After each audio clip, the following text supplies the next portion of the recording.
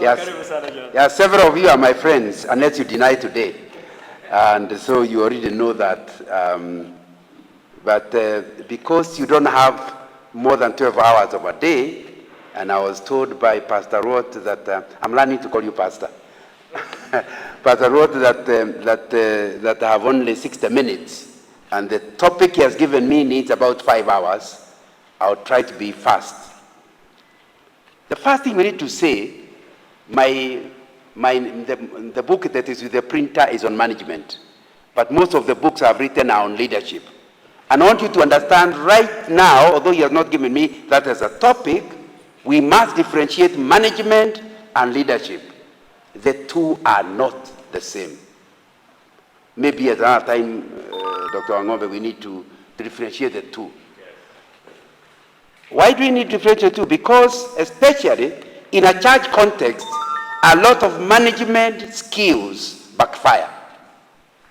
A manager has subordinates, a leader has followers.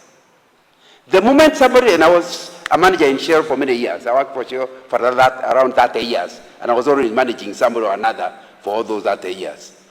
If I told you to do something, you refuse to do it at your own risk. Because I'm a manager. Are we together? A manager has subordinates, but a leader has followers. And the two are different. In the power game, when there are a manager, power is with the manager. In a leadership context, power is with the follower. You see, if the word is follow, please note the word follow. Follow means I can choose not to follow. You know that I'm currently following you, I can unfollow you. I hear that there's a word like that in digitally. So you need to understand that if people are following you, it's not because you have any power. They have chosen to follow you. So, and you can see why. A manager, the reason he has power is because he has transactional, what we call transactional relationship. Do this and I pay you this. Now, surely, when you are a leader in Sunday school, what can you pay the Sunday school teachers? Do you pay them anything? So when you try as a Sunday school superintendent to apply management rules, they will backfire. Look, what are you commanding me about? Who are you to begin with? So wherever, and a lot of people in church try to be managers. Some pastors are actually managers. They talk like they have power, which of course they don't have.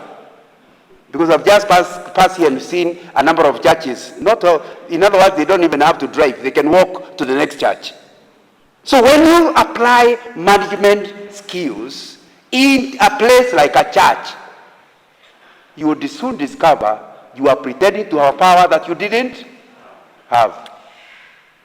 So I think, and although that's not my topic today, I'm being drawn there. It's important that anybody who joins church leadership is taught from the beginning they are not managers, they are leaders.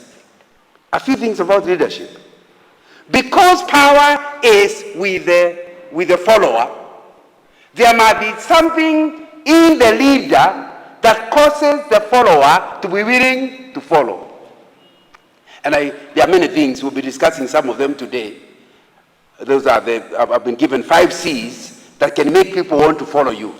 That's what we'll be discussing today. But the critical one is called trust. You know, if you are leading, it means you are going somewhere we have not been before, and we don't know exactly what will happen, but you seem to know, so I follow you. If I don't trust that you know, am I likely to follow you? No. So the key word in leadership is trust. You can never be followed if you are not trusted. And so anything you do as a leader that will build your trust content is the thing that you need to invest in. When, for example, you promise something and you don't perform it, you have just made your work very difficult. Because the moment they learn you are just a PR guy, you say things to please your team. That's your normal trade. Whenever you say they laugh, they don't even quarrel with you because they know they cannot take you seriously. it will be very difficult for you as a leader to actually carry out the task you have been given. So my prayer today is that as you come here, you ask yourself, what in me has God given in me that will cause the people I'm working with to trust me? That will cause the people that are with me to want to follow me. And that will be very important. Somebody called, and some of you have attended the Haggai Institute, John Edmund Haggai, in his book, Lead On, and Leadership That Endures in a Changing World, defines leadership as the discipline of deliberately exacting special influence within a group to move it toward goals of beneficial permanence to fulfill the group's real needs. Do you have my presentation? Oh, sorry? It's coming, taking its time. Okay. Please notice what Edmund Haggai is actually saying. He is saying the discipline that is called leadership is a discipline of deliberately exacting special influence within a group. So the word lead and the word influence are relatives. When you say you are leading, it means you are influencing others.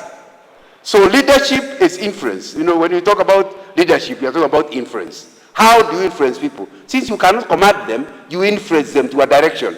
So when you talk about leadership, Edmund is saying it's a discipline of deliberately exacting special influence within a group. Why are you exacting this influence? To move that group toward goals of beneficial permanence. Big words that simply mean that if you truly are a good leader, whatever that influence you have, you use it for the good of the group, not for your own personal good. A lot of politicians have influence, but sometimes they manipulate you for their own goods. Edmund is saying good leadership is where you are using that influence for the good of the group, number one. Number two, for a good that will be permanent. In other words, you're not just giving people influence for a few minutes. You are actually looking for something that will benefit your group long term. And I think that will be important. And that way, fulfill the group's real needs.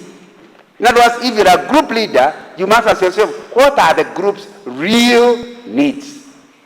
And then your influence will be used towards benefiting that group in a permanent way. And that's really what we are discussing today. How can you do that? Now, my letter, there are several aspects that give you influence.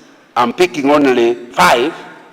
I am involved in another organization called International Leadership Foundation. In fact, we're having a training next week for people from various countries of Africa. And we have 12 principles that we believe will give you influence. But I'll pick the ones I've been given. Each one of them requires about 2.5 hours. So obviously, there's no way I intend to. So what we'll do is give you an appetite to go and study how can I use this particular principle to help me. So the principles I'm going to go through is character. That if people, and I'll be coming back to it, if you have a good character, people tend to trust you, and once they trust you, you have influence on them. By the way, I keep telling young people, it's a very dangerous thing to have a celeb. You know, people call them celebs. Celebs are people you want to follow, you want to copy. And tell me who your celeb is, and I'll soon tell you what you are going to become. Because 3 things. Once he is your celeb, he has a lot of influence on you. Number 2, once he is your celeb, you don't question him. You find it difficult to doubt. Even if somebody says he did something wrong, you defend him without any facts. Because that tells you he is really influencing you. And number 3, if he is your celeb, you are always trying to imagine his calling is your calling. And it can take you away from God's calling to the celeb's calling. You see the three problems? So you need to be very careful who your celeb is. Because from the way you're looking at me, you're wondering. Let me quickly give you an example. One of the most influential leaders we know in recent history is Mandela. His party got a whipping this last week, but when he was the leader, he controlled South Africa. Do you remember? Now he has influence. In fact, he is called a global icon. He had influence anywhere. He went to Germany, they want to attend the meeting. He goes to America, he had global influence. That guy was so influential that even when he did queer things, nobody writes about them, nobody talks about them. He is our global icon. Let me give you an example. I was very disappointed in Mandela when a lady waited for him for 3 decades. And when he came out, he simply chased her away. Do you know the story? People don't talk about it. In fact, they would like to imply that Winnie is a problem. They have not even heard her. They just say she is problem. Why? Our global icon cannot do anything wrong. No. But can you imagine, during the 28 years that he was in Robben Island, the law prevented you taking a picture of him, talking to him, but the wife was allowed to go. So every time she went to visit him, she came and gave a press conference.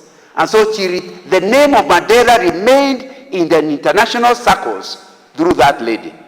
And of course, she was a young lady when she was left. She could have married anybody.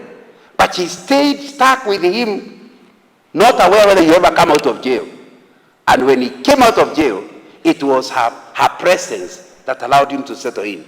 Within a very short time, she was thrown out of home. Whatever it is he did, if he could forgive white men, how can he not forgive his own wife? But do you hear, is that written about? No, it's not written about. Because he's an icon. He has influence.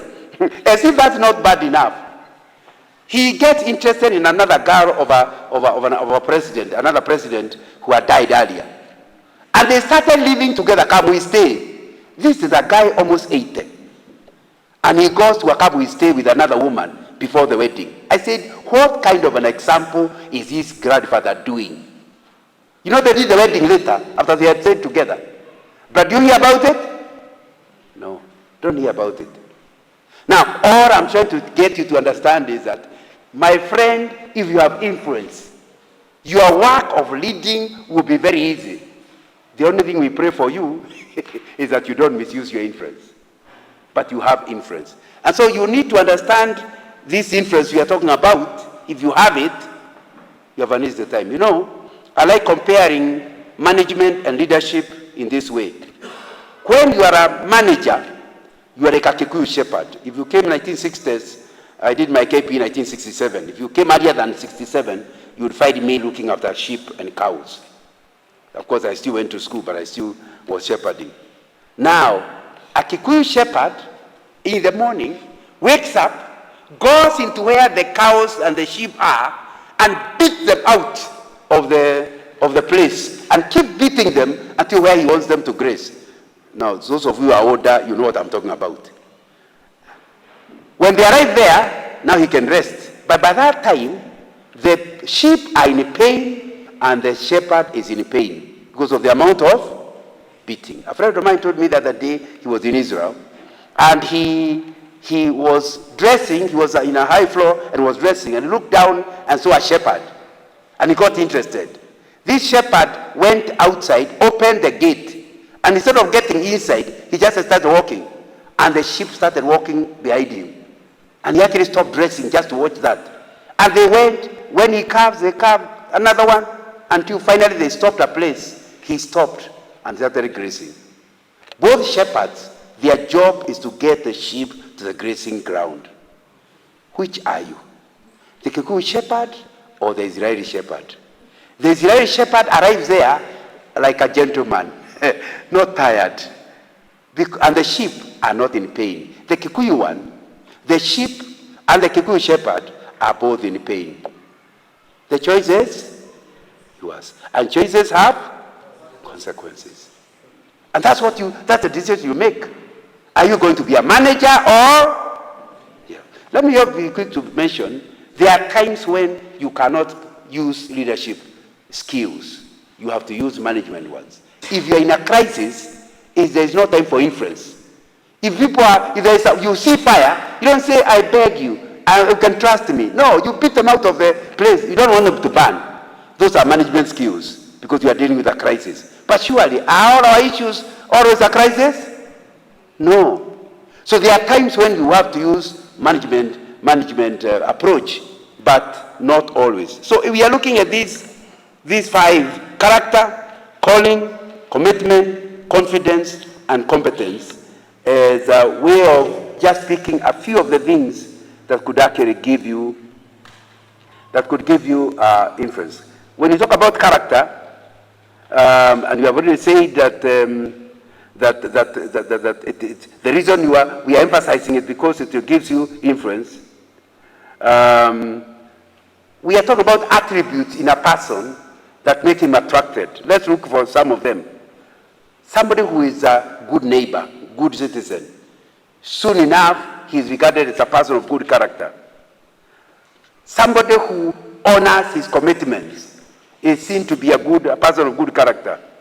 A person interested in caring for others is seen as a person of good character. You know, character is a result of the discipline of good self-management. Would you agree with me? Yeah, and self-management is needed before you can actually go managing others. So, what we are here saying is character is what makes you credible. If a person is credible, we say he has good character.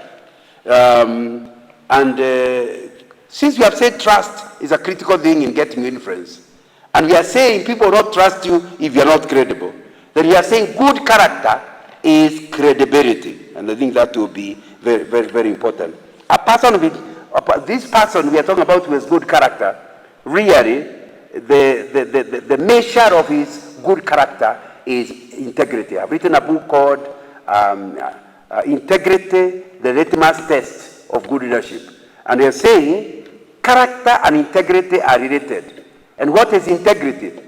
Integrity comes from the same root with integers. Is 3.5 an integer? You heard when I was in when I left primary school. So if I forget, you can correct me. Most of you went after me. Is 3.5 an integer? Is 1/4 an integer? Is 6 an integer? Yeah, I can see you remember. So if you want good character, you must have integrity. And what is integrity? Oneness, wholeness. In other words, you are not two people. You are the same person everywhere. When you are that kind of a person, we say you have integrity. And because I've written a 300-page book, so it's not a topic you can just finish here. But I think you need to understand that you have no integrity if you are one person to your mother and another person to your husband.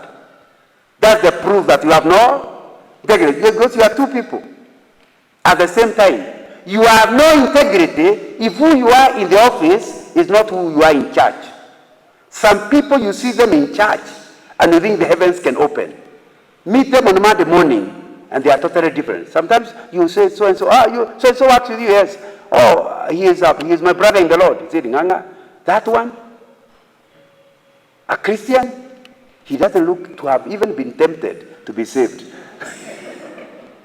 Because who he is in church is totally different than who he is in the office. Just ask his secretary, office secretary, and you should not imagine the same. What you are lacking is integrity. Because when you have integrity, you are the same person everywhere. So we say you are a man of good character. You know, sometimes your own children know the truth about you. A friend of mine was given a lift by somebody going on holiday to Mombasa, and because he himself is from Mombasa, he asked them for a lift. So he was in the car, and they were driving towards Mombasa, and somewhere along the way, they were stopped by the police. Sure enough, that brother, of course, they are all my age mate. That brother, the driver, came out, stopped the car, came out to talk to the police. The daughter, who was just a teenager, said, "Tatika wone, Papa niki maramari, koma haka." Now in English, the daughter said, "You know I think maramari, the better interpretation is a terrorist, but I think he meant a crook. My father is a crook. You bribe them. Just watch." Of course, he did what he was doing and came back and continued as a brother. Now, you need to understand, the children know the truth. Am I right? In fact, some children of Christian parents sometimes think Christianity is drama. And the better dramatist you are, the better Christian you are. Because they know their mother at home, and they also see her as Mama Kanisa. When they see the two of them, they say, "Surely, my mom is a good dramatist. She should apply for one of these scenes." Because they know the truth, and they see in church, and they see the two people are totally different. You don't have integrity, you don't have good character. You'll soon be finding out how come people don't seem to cooperate. This church is full of lazy people. They are not lazy, they simply don't trust you.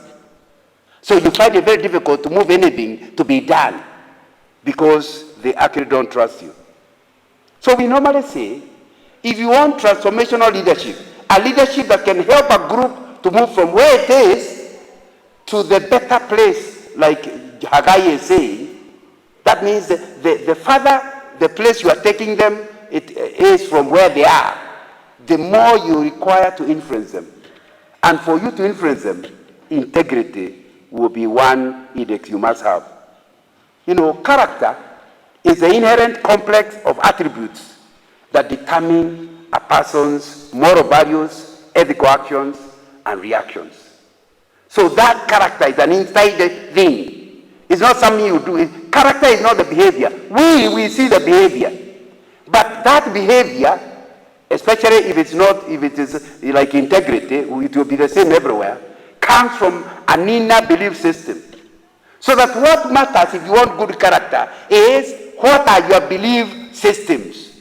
And depending on your belief system, you behave in a certain way. Let's say you believe that, maybe I don't know what your tribe is. You believe in your tribe that if somebody gives you food with the left hand, they are demeaning you. So your wife comes bringing food, she is holding the baby this side and wants to give you food with the left. In your own mind, you even refuse the food because she is demeaning you. Now, and the wife who comes from another culture doesn't understand what your problem is. Your problem is simply this: you believe something that your wife is not even aware about. If you want to help you, we must change your beliefs. Don't tell how can you treat your wife like that? No. That doesn't help.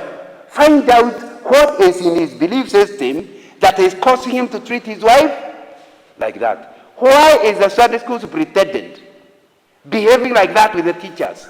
Don't tell her stop. That's a waste of time. Find out her belief system. And on the basis of that belief system, you will be able to help her. Maybe she was taught that she was growing up in her church, that to be a church leader is to be a dictator. Now, and she was insulted when she learned it. It's an inner belief system that people cannot work unless you push them around. So, you tell her stop it, but she can't stop because stopping means not working for the Lord. So she thinks that she's harassing people. Her heaven is very happy with her. Because that's a belief system. So if you want good character, and I don't have enough time to deal with this one, please check what is your belief system that is causing the behavior you currently exhibit in your leadership. Like I told you, to me it's a very important area in leadership. So I've written a book called The Character of an Influential Leader. I've written another one called A Leader's Source of Influence.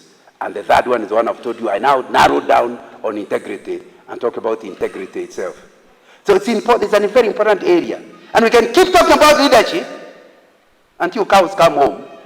People will not change until their belief system changes about who other people are.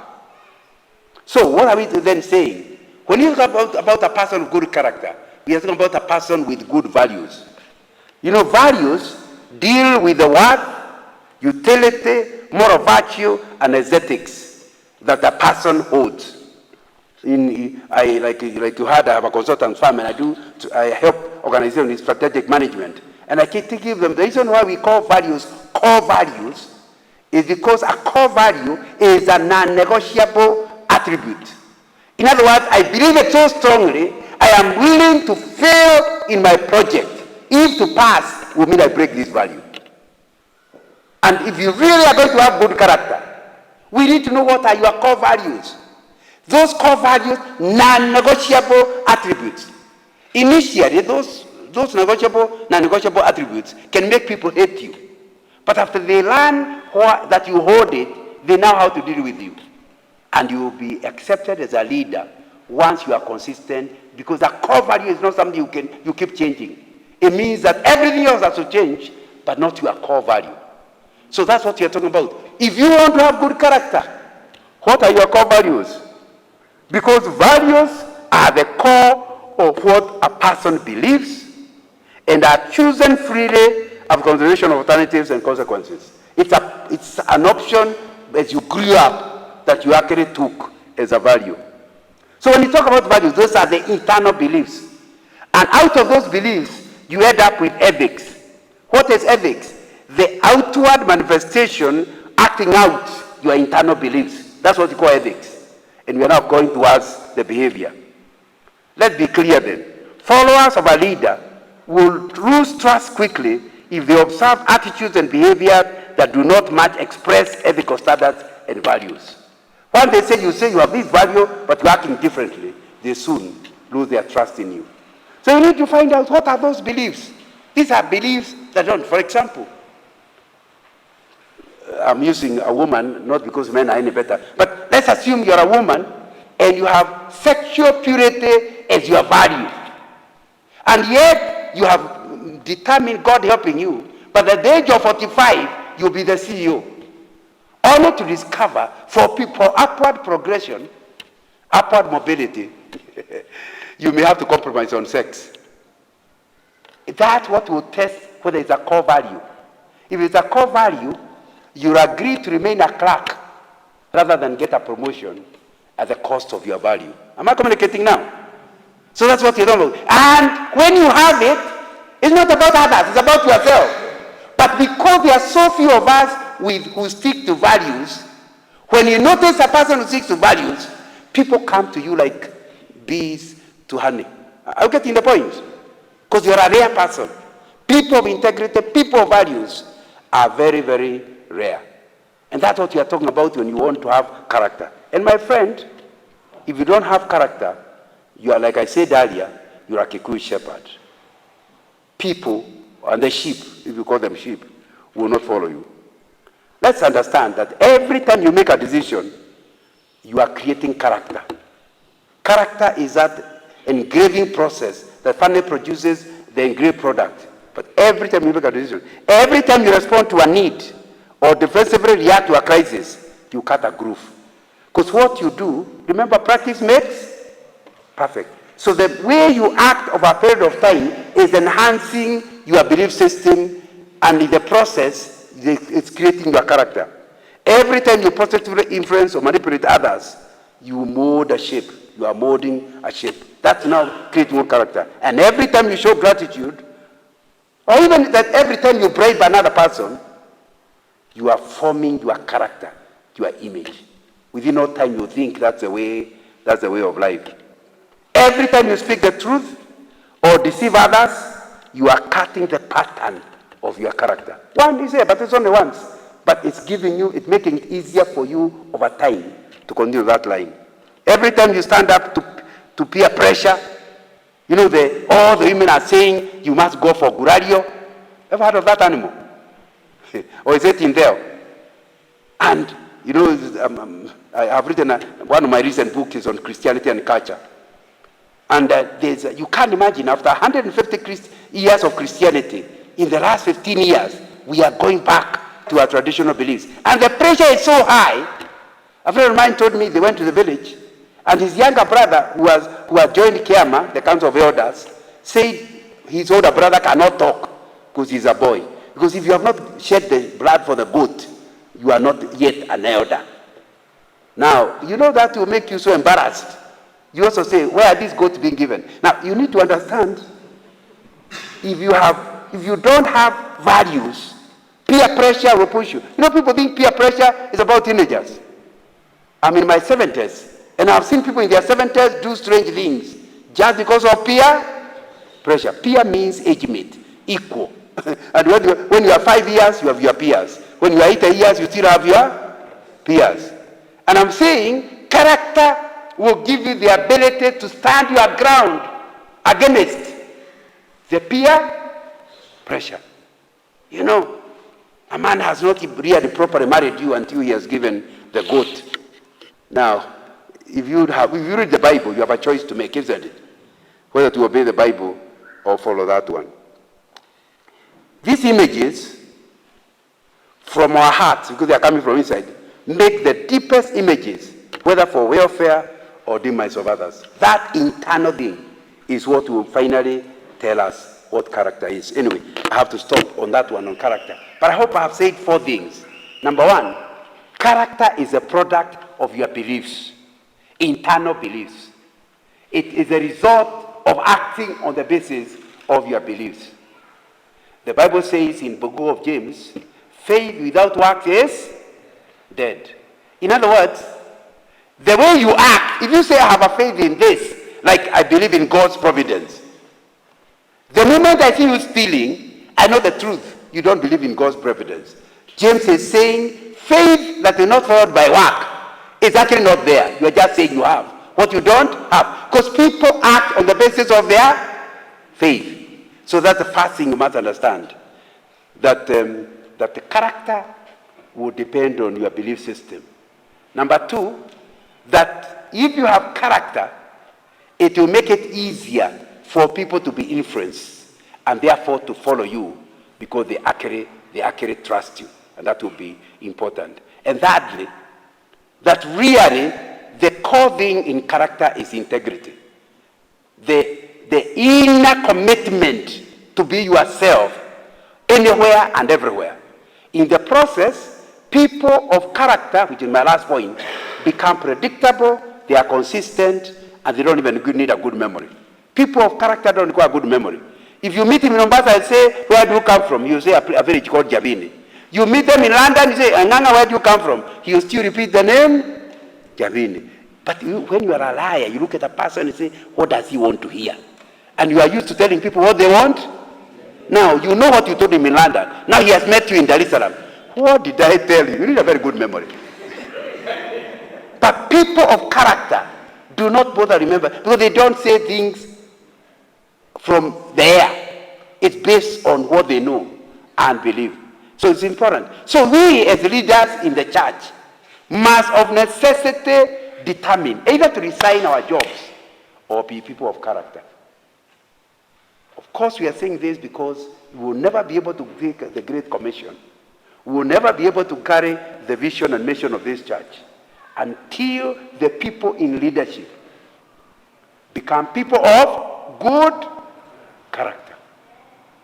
And it means that if somebody has no character, he should not wait to be removed. They should simply resign. Are we together?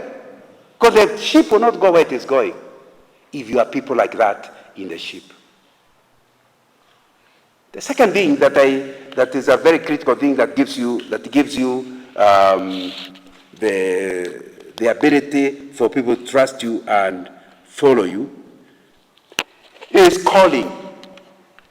When you talk about calling, we are talking about clarity about God's calling on your life. God's calling on your life. Remember, if you have a calling, you have a caller. And for us in church, we are not in doubt. There's something God has called us for. And it's very easy to get involved in things God has not called you to. And because you are getting involved in things God has not called you to, you never do well. Let me tell you the same thing. I've written like a small book called Discovering Your Life's Purpose. And I talked with young people, I mentor young people, and we discussed until I decided to put my notes into a book. Because if you don't discover your life purpose, you are likely to be a mess.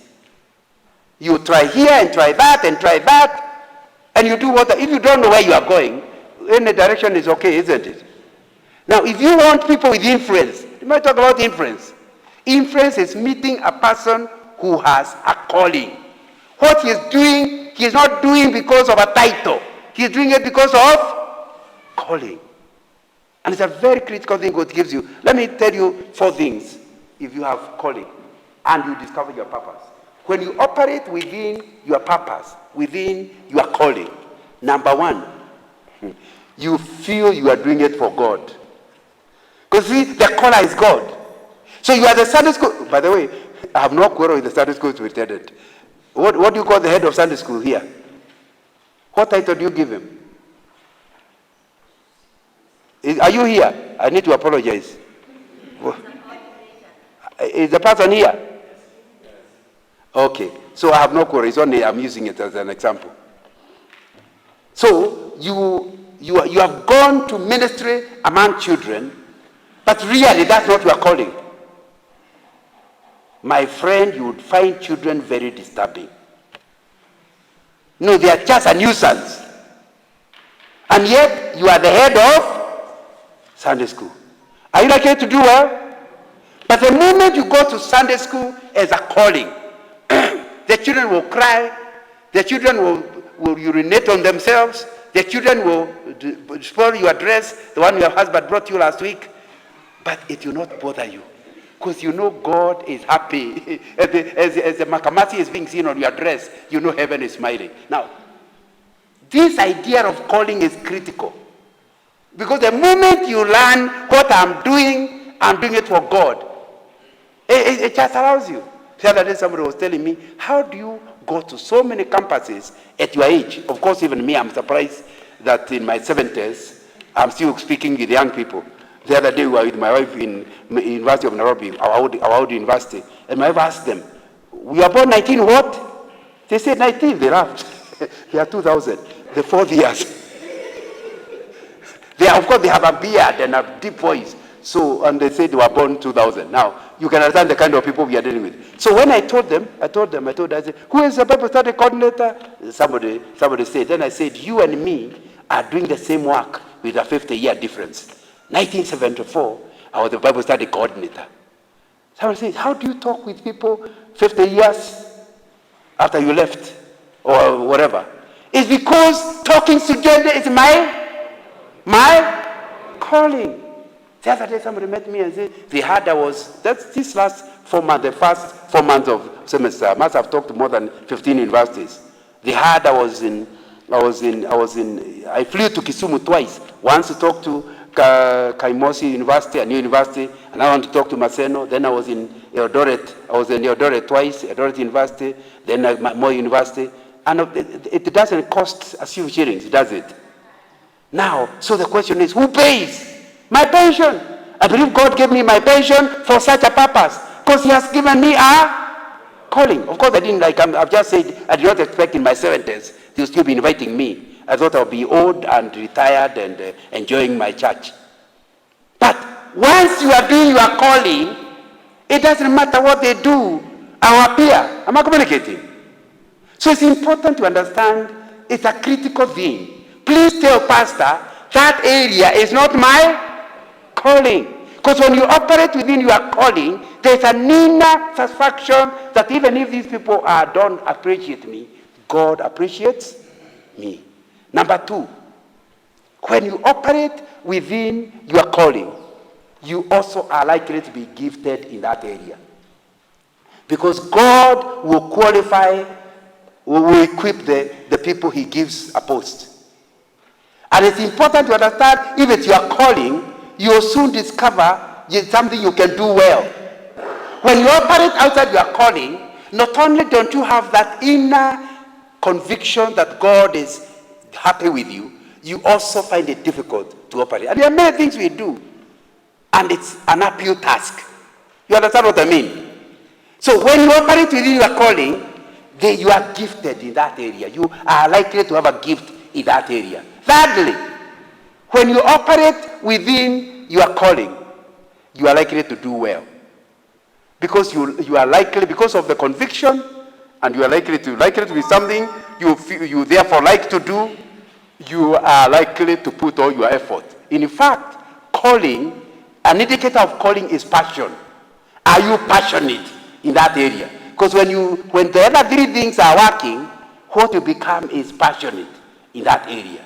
So you need to ask yourself, am I operating within my calling? Because when you operate within your calling, you'll be the kind of a person who is infectious. I don't know if that's a good word to use. In other words, we work with the people, nothing was happening with the previous leader. Now they are all awake and committed. Quite just yesterday, I was talking to somebody about a church that has been going down. A new person has been put there, and everything is rising. Why? Because the people seem to think this new person believes in what he's doing. He is passionate about it, and soon it infects other people. So back to my Sunday school example, that when you have a Sunday school superintendent who believes and has a calling in that area, they'll show passion, and the passion will affect other Sunday school teachers. Even not just Sunday school teachers, current ones. Others that are seated will wake up. Is there room? I would like to teach like you, because of the kind of passion this person is having. So you need to ask yourself, are you operating within your calling? And of course, again, we happen to go many years with Dr. Angobe, so I can take advantage of at least I used to speak to him as a student in Upper Kapete. So we go back many years. But you know, there are people who are pastors, haven't identified their calling, and they continue doing something they are not really doing it. Because the pastoring is a wider thing, isn't it? But there are certain aspects you know that's not your calling. And they do not know how to admit that's not their strength and allow other people in the team who are better to actually do it. Am I communicating? Within no time, people start voting. My wife calls it voting with their legs. Voting with their legs means the church disappear. They don't say, when you meet them, I'm coming, I'm just away. But the church gives less because people are voting with their legs. Because you don't have the passion in that thing. So you need to ask, what is that area? You have a conviction God has called you, and therefore you do it with the passion because you are given that area and you know God is happy with you working in that area. When you operate within your calling, you will soon discover people are attracted to you and you can work better in the team. And it will be very, very important. You know, one of the things, I now know I don't have enough time, but you are going to be given the notes, so you see the other things I'm skipping. People come to church sometimes because of possession. In fact, that's what you find, people like calling me elder, but I retired from eldership a long time ago. Hey, once an elder, always an elder. Not true. I'm from CITAM, and our constitution talks about term limits. So that's why Bishop Oginde is no longer bishop. But sometimes you want to call him bishop, although he is just Reverend Oginde. Because you see, the title bishop was not yours to skip. It was a job you are doing, isn't it? Now, but people join the ministry because of the title. If a pastor tries to remove him, because he can see the group is collapsing, he will do destruction for the whole church. Have you met such examples? It's a terrible thing. So you need to ask yourself, do you have a calling, or have you come for a position, a title? That will not help you. By the way, if I introduce myself as an elder, you start by getting impressed. If after 2-3 weeks you discover there's nothing elderly about me, it is just a temporary thing. Position never gives you influence. They introduce you for people to check whether you actually have influence. Number 2, some people come to church because of possessions. That's why a lot of people are coming to church. Instead of calling, they come because of possessions. What am I likely to get? The other day, somebody told me a very funny story. Some women that were asked by the Women's Fellowship to go to visit a sick lady. Then they were given a certain amount of money to go and give the patient. On the way they said, but wait, we can't go for nothing. Let's divide this money. We cannot pay our own ticket. The church must pay. So they took the money that was supposed to be the sick person and allocated each other and remained with a little which they gave to the patient. Ever heard of such stories? Now you ask yourself, this is a sick person. But they believe their money cannot be used in ministry. If you are setting me, pay for it. Now it's a very serious, and it's not my topic today. But calling makes it easier for you to pay your own bills rather than expect others to pay. But some people are in this thing for things. And we have to find a method of killing it. The other day, a pastor told me he invited a singer, because the singer is a gospel singer, for a crusade. Just before the crusade, he sent a note. My prepayment is normally $500,000. He said, who is paying who? I thought you said you are an evangelist. We are both going to preach. No. There's no show. Appearance fees. That's not an area I'm an expert in. Appearance fees. Now, my friend, who is giving who? These are non-Christians. You expect they are going to give an offering? Where will have a meal? Another one was invited by churches. Again, let me not say where. Was invited by churches in a certain town. One of the big names. So I will not mention the name because you know who I'm talking about. And he said, before I come, set apart $1 million or something like that. That way I will come to your town. Now, you need to understand, if you really are going to be the moment they'll pay you money, but you no longer have influence. Maybe the reason students call me is because I've never asked them for money. Now, it's important to understand that if you make whatever you are doing an issue of getting possessions, you will lose influence. Are we together? And it's important to find. So, Paul is a very good example. It's called tent making ministry. And his argument is, he will make tents so the churches he is preaching to do not have to give him anything. And he says, I'm proud about this. I don't want anybody to touch it. I know I have a right to demand to be paid, but I've chosen not to follow that demand. My friend, if you really want influence, why can't you ask God to bless your business so much that instead of asking the church to give you money, you'll be the one giving the church? Other people call it prestige. The reason why I want to come is not calling, it's prestige. What is prestige? A name. I'm Mama Kanisa. What's your name? She even forgot her name. I am Mama Kanisa. And so if you come because of prestige, then you realize they are rumor-mongering, following your name. You will cause a lot of chaos, isn't it? My friend, can we be clear that if you want to have good prestige, don't come to church. This will create problems because people investigate you. A pastor friend of mine had a rough time because it was reported to him that the people they were just going to wed, a girl and a boy, had been seen together by neighbors, and it doesn't sound like that girl left that house. So the members of the church came and told the pastor. So he called the boy and said, what is this I hear? You go to that sister's house and you sleep there. I'll cancel your wedding. The boy said, you dare try to cancel it. I'll tell the whole church how you got Mama so-and-so. And the pastor was my age mate and our children were big. Do you know he never talked about it? That's the end of the story. He discovered his prestige did not exist. What had happened much earlier was common available information within the church.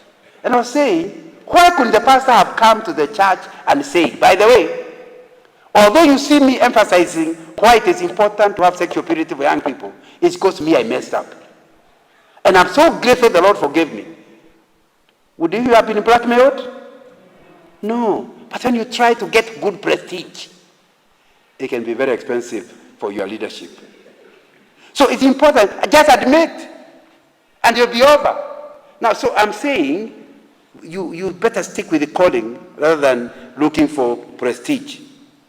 Others come for power. And I've said enough about power.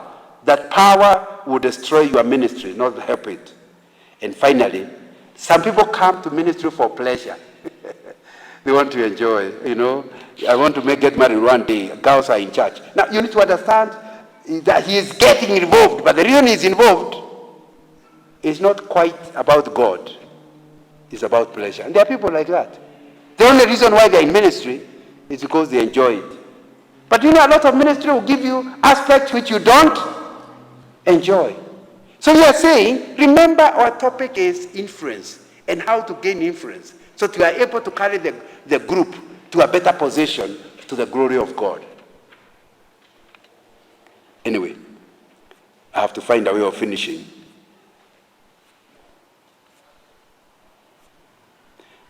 The next thing is commitment. And I'll try to be fast and finish.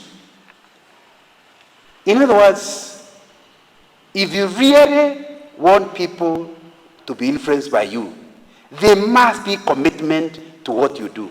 That's why you cannot tell people, hey, go there, and you are not willing to go yourself. They want to see commitment to the task.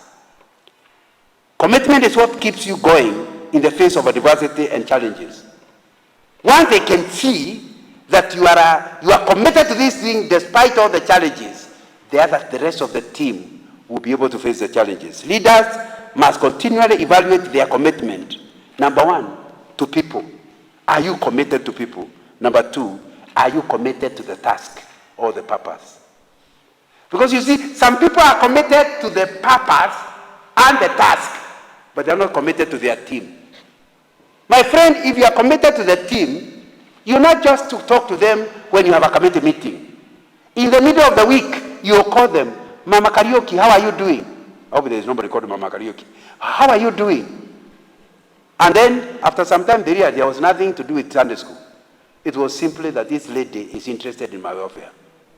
If every time you call it, hey, I'm told your class was very bad last Sunday. Now, that's the way to help her to vote with her legs.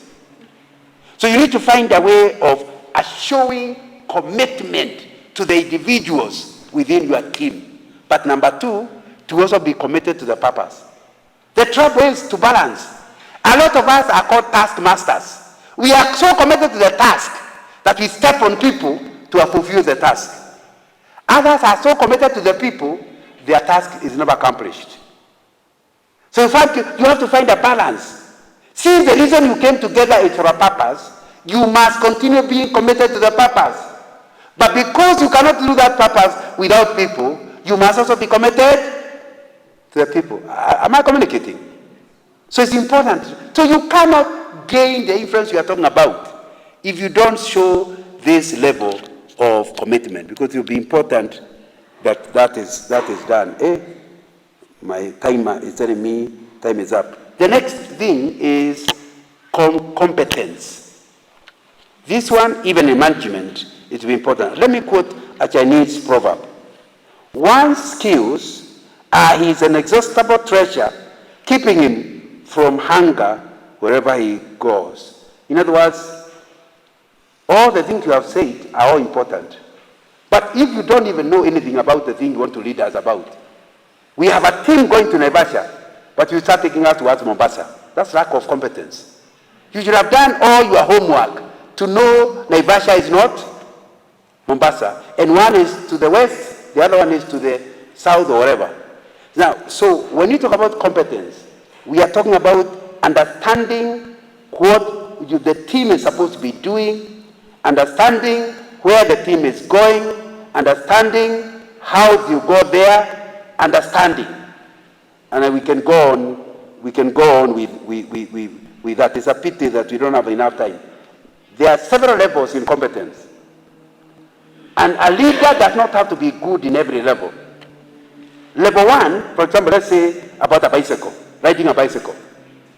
You can be aware this is a bicycle, aware that normally it's on two legs, it doesn't have you have to find a way of balancing on it. You are aware, but you don't understand how that works. How come somebody can be on two wheels and he's not falling? That's level 1, because some people are not even aware. Level 2 in competence is called understanding. Here, you can give a lecture on how a bicycle works because you are clear. But you yourself have never ridden a bicycle, but you can explain the mechanics and the theories of it.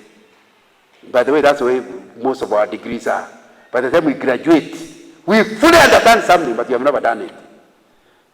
That's why attachments are important. So, but level 3 should be the minimum of any leader on the essential areas. The level 3 is called can do. Even I have actually ridden a bicycle. And then level 4 is called mastery. So what you are saying is that whatever area you agree to be a leader in, you have given yourself homework.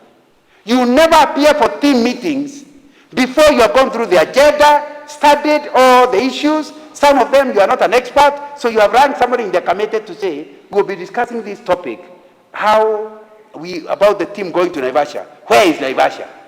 Somebody in the team knows.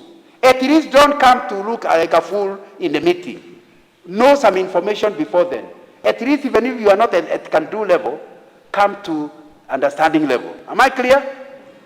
So that's one of the things that makes people fail to follow you, to be influenced by you, because they know you are a fool who happens to have been made their leader. So you need some level of competence. At least you must know what you need to know, and you must know what you know well, and you must know who else can help you. Are we together? Because as a leader, it doesn't mean you are competent in every area. No. It means at least you are wise enough to know what you don't know. And I think that will be something that will be important. The last item is confidence. And my time is totally up.